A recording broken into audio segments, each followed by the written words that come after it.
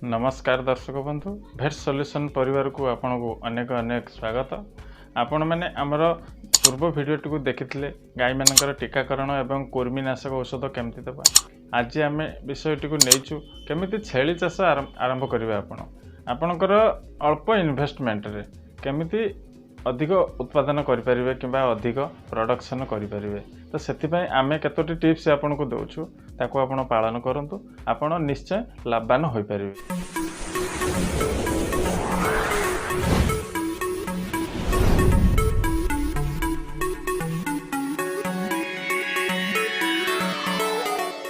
दर्शक बंधु छेली एक लाभजनक व्यवसाय अटे। एथिरे बहुत लाभ होता है कारण गाई परी छेली रे बेसी कष्ट सह्या को पड़े ना। कारण छेली माने साधारणतः छोट बा स्मॉल एनिमल होइथिबारु सेमानकु रक्षणाबेक्षणर सहज होता है एवं सेमानकु बाहर को किंबा गुहाल मध्यरे नियंत्रण करिया पई सुविधा होता है। तेणु आमे प्रथमे छेली पालन करिया पूर्वरु गोटे कथा मन रखिबा दरकार।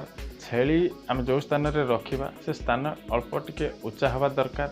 छेली मानकु तीनोटी पर्याय विभक्त करा जायछि।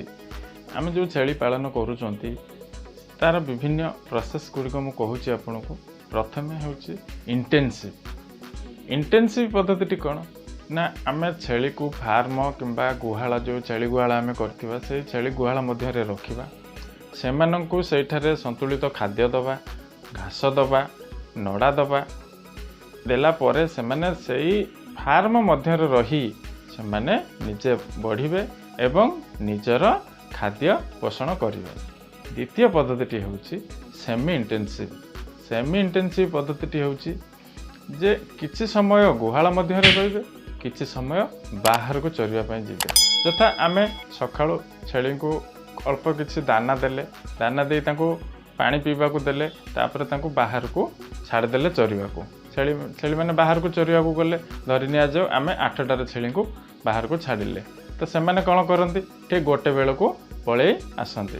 तापर आमे ताको गुहाल मध्य रे रखी पुणी घास पानी इत्यादि आमे देई थाउ। तो एटा होची सेमी इंटेंसिव।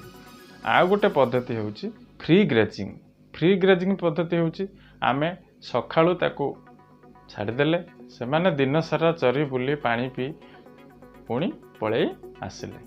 तेणु एई जो पद्धति गुड़ाक आमे सब अवलंबन करवा। तो एथिरु सेमी इंटेंसिव पद्धति होची सर्वोत्तम। जदि चारण भूमिर आपणकर अधिक परिमाण रे थाए ताहले एई पद्धति रे आपण चाष कले अधिक लाभवान होई परिबे एवं बाह्य शत्रुर प्रभाव जमती शियाळ कहतु कुकुर कहतु तो सेमानकर आक्रमणर शिकार होबार यथेष्ट संभावना अछि।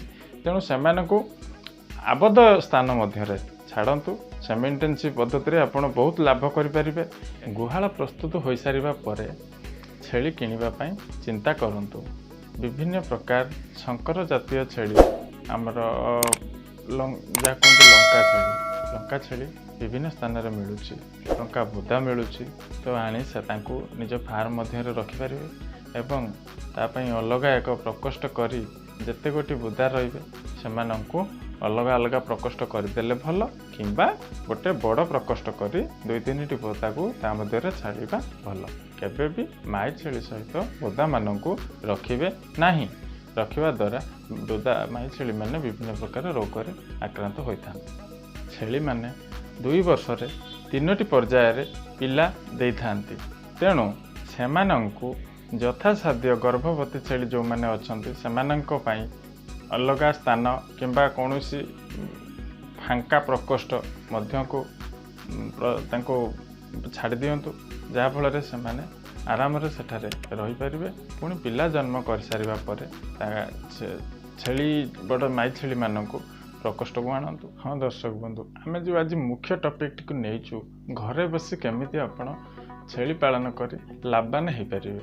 हाँ दर्शक बंधु यह संभव अटे। आपणकर इच्छा शक्तिर आवश्यकता अच्छी। आपण प्रथमे 5टी किंबा 10टी छेली आरंभ करंतु बिजनेस। धीरे धीरे छेली मानक विषय रे सब ज्ञान कौशल आहरण कर सारिबा परे तापरे अधिक छेली निज फार्म मध्य रखी मैनेजमेंट करि परिबे। विभिन्न प्रकार शंकर जातीय छेली आम ओडिशारे एभेलेबल अछि। आपण धीरे धीरे सेमानंकर कार्य प्रणाली जानिगला परे सेमानंकर रहिबा शैली सेमानंको खाद्य दबार प्रणाली ताक सब जानिला परे आपण से छेली माई छेली किंबा बोदा आनी सेमानंको रक्षणाबेक्षण करिवे एवं सेतिरु लाभवान होई परिवे। कारण छेली शुष्क स्थान रे रहिबाकू भल पाई थांती। जदि आम छेली को सन्तसन्तिया स्थान रे रखिबा ताले छेली गुड़िक सबुबेले रोग रे आक्रांत हेबे एवं मृत्यु मुखरे पड़िबे। सेतिपई प्रथमे निज गुहाळटी को भल भाव शुष्क स्थान रे ड्राय स्थान रे बनांतु।